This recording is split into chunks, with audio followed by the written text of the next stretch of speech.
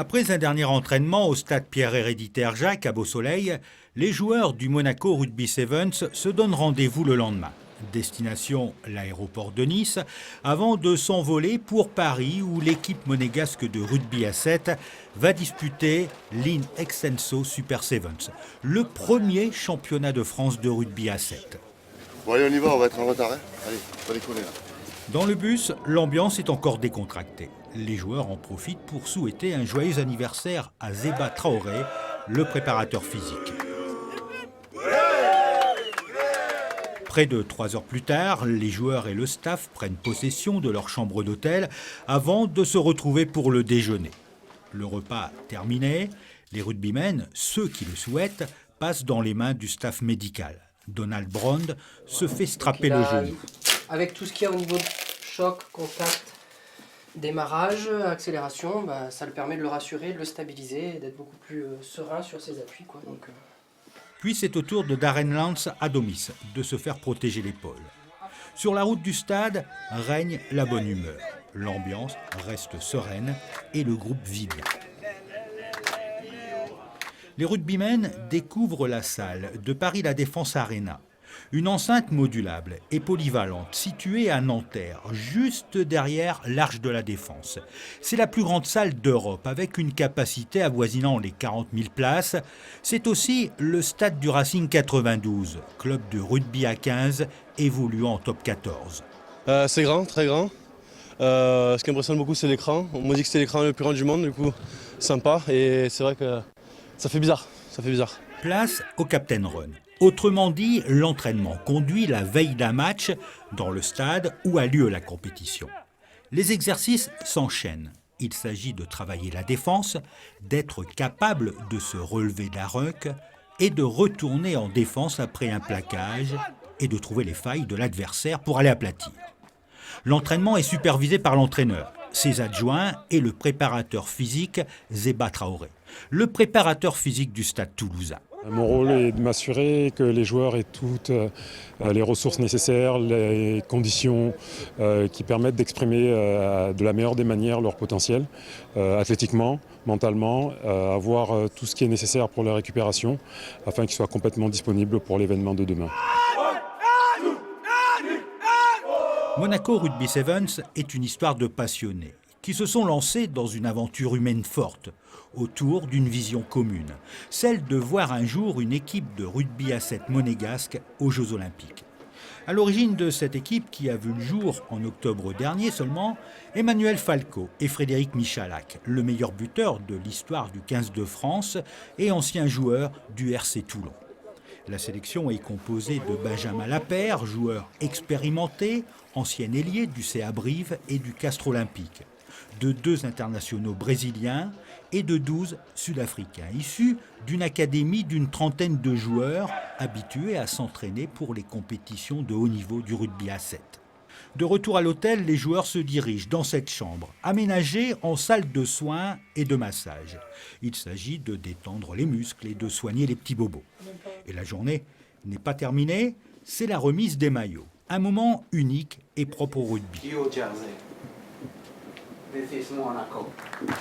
La scène se déroule dans un salon de l'hôtel. C'est le président du club qui remet les maillots à chacun des joueurs.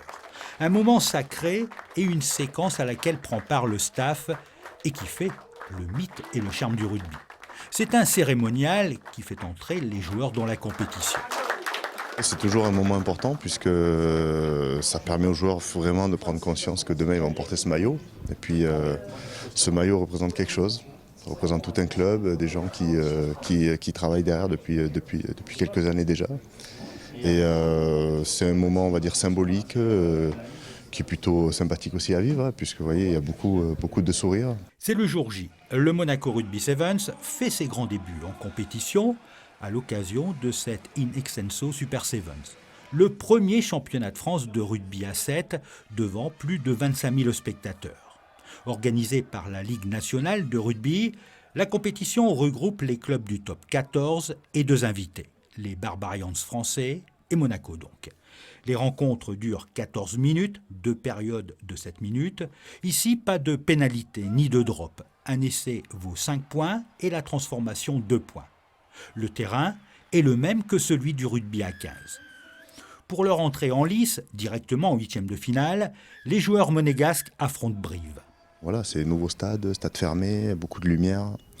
La pelouse qui est synthétique mais qui est arrosée.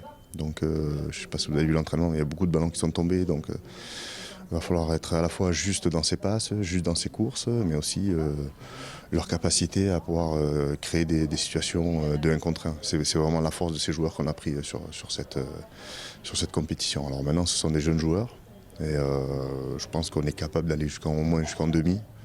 À l'issue du temps réglementaire, les deux équipes sont à égalité. C'est la prolongation. La première équipe qui marque l'emporte.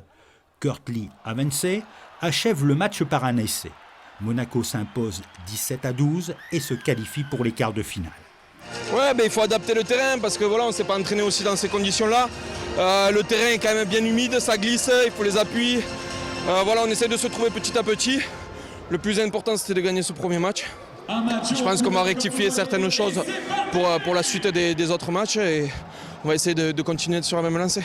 La suite de la compétition est plus difficile pour le Monaco Rugby Sevens, avec une défaite en quart de finale face au Stade français 19-26, puis un deuxième revers dans son premier match de classement contre les Barbarians après prolongation, 28-33. Les joueurs de Paul Albaladejo terminent la compétition sur une bonne note en dominant Agen. 35-17, les Monégasques peuvent célébrer leur 7e place avec modération. On fait notre tournoi, il y a eu des hauts et des bas. On peut voir qu'on peut évoluer encore plus si on a d'autres tournois ensemble. On peut voir qu'on peut avoir beaucoup plus de résultats. Mais je pense que c'était un bon début. Pour sa première expérience, Monaco Rugby Sevens réussit sa première compétition. Mais Paul Albaladejo se montre un peu plus exigeant. Mitigé dans le sens où on n'est pas allé aussi loin qu'on le souhaitait, mais par contre la deuxième partie, sur les 2 derniers matchs, sont très très positifs, très aboutis, très maîtrisés. Mais il ne faut pas être borné, concentré que sur le résultat. On veut tous gagner bien évidemment, mais déjà avoir des bons comportements, des très bonnes attitudes, ne rien lâcher jusqu'à la fin. Et je pense que les garçons peuvent être fiers d'eux et je pense que Monaco peut être fier de cette équipe-là pour le tout premier tournoi professionnel de rugby à 7. C'est le Racing 92 qui devient champion du premier Super Sevens en dominant la section paloise en finale.